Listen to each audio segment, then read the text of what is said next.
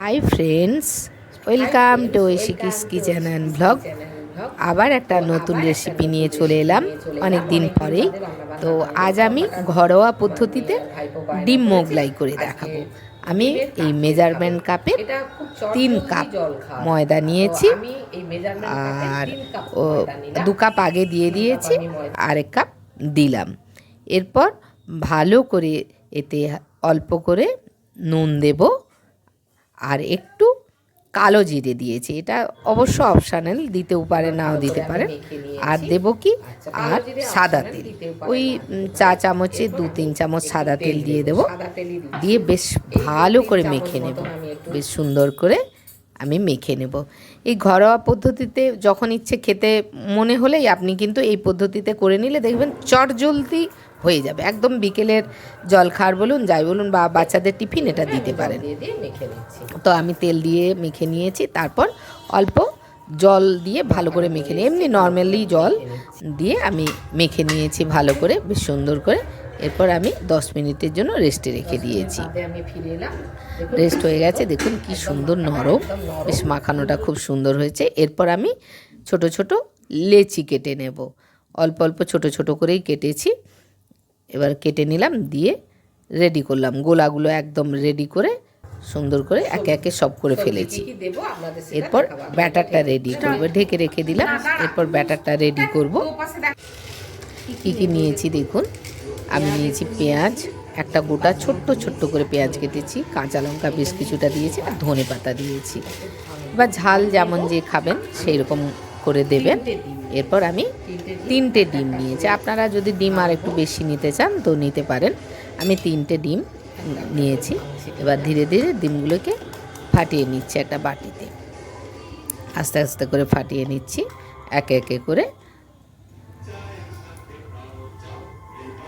তার মধ্যে এবার দেব, আমি কি কি দেব তার মধ্যে বলে দিচ্ছি। আমি দেব একটু নুন দেব, আর দেব ম্যাগি মশলা। এবার ম্যাগি মশলাটা অপশনাল, দিতেও পারেন নাও দিতে পারেন। তার মধ্যে ওই ব্যাটারের মধ্যে পেঁয়াজ কুচো, ধনে পাতা আর কাঁচা লঙ্কা দিয়ে দেব। দিয়ে এবার ভালো করে সুন্দর করে ব্যাটারটা রেডি করব, একদম ফেটিয়ে নেব ভালো করে, বেশ সুন্দর করে। ব্যাটারটা যেমন সুন্দর হয় একদম সুন্দর করে ফেটিয়ে নিচ্ছি। আর একটু অল্প একটু গোলমরিচ দিলে বেশ ভালো ভালো হয় ব্যাপারটা। ভালো করে এবার ভালো করে মেখে নিচ্ছি একদম সুন্দর করে।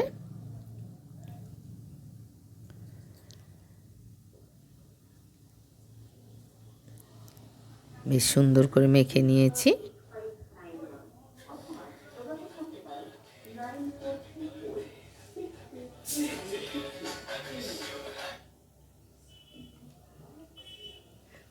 এরপর লেচিগুলো বেলে নেব।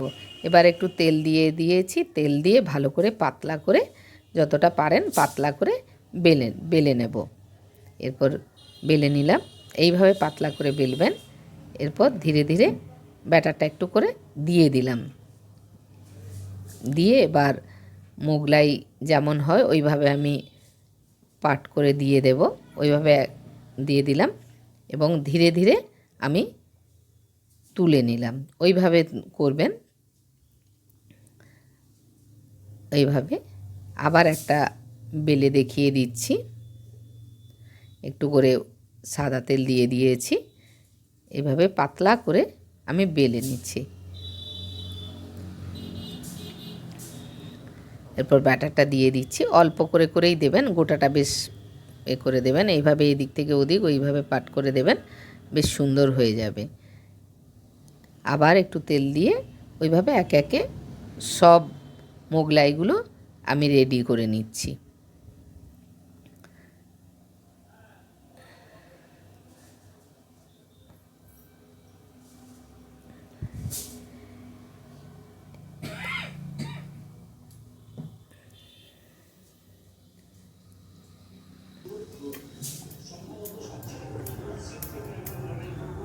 যতটা পারেন পাতলা করে বেলবেন, বেশ তাহলে কি হয়, ভাজাটা বেশ মচমচে সুন্দর হবে।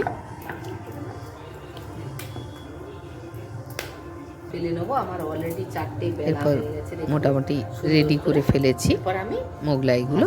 এরপর আমি একটা ননস্টিকের প্যান বসিয়ে দিয়েছি আর সাদা তেল দিয়ে দিয়েছি, গ্যাস অন করে দিয়েছি। এবার তেলটা একটু ভালো করে গরম করে নিতে হবে, আর গ্যাসটা কিন্তু মিডিয়াম টু স্লো আঁচে করবেন, তাহলে ধীরে ধীরে ভাজাটা কিন্তু খুব সুন্দর হবে। দেখুন একে একে সবগুলো দিয়ে দিয়েছি, দিয়ে দিচ্ছি আমি। মিডিয়াম টু স্লো আঁচ করবেন যাতে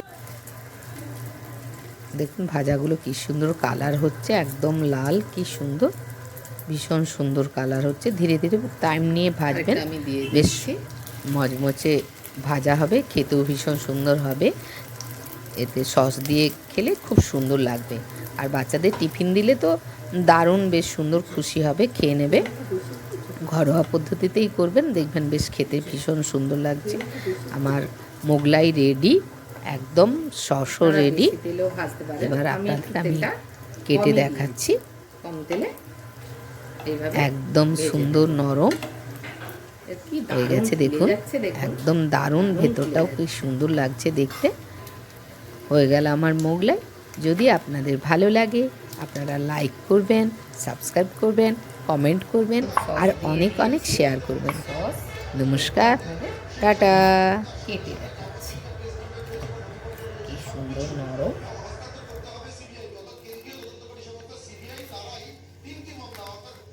এই দেখুন কি সুন্দর, এই যে দেখুন একদম নরম, একদম সুন্দর হয়েছে। আবার আরেকটা কেটে দেখাচ্ছি।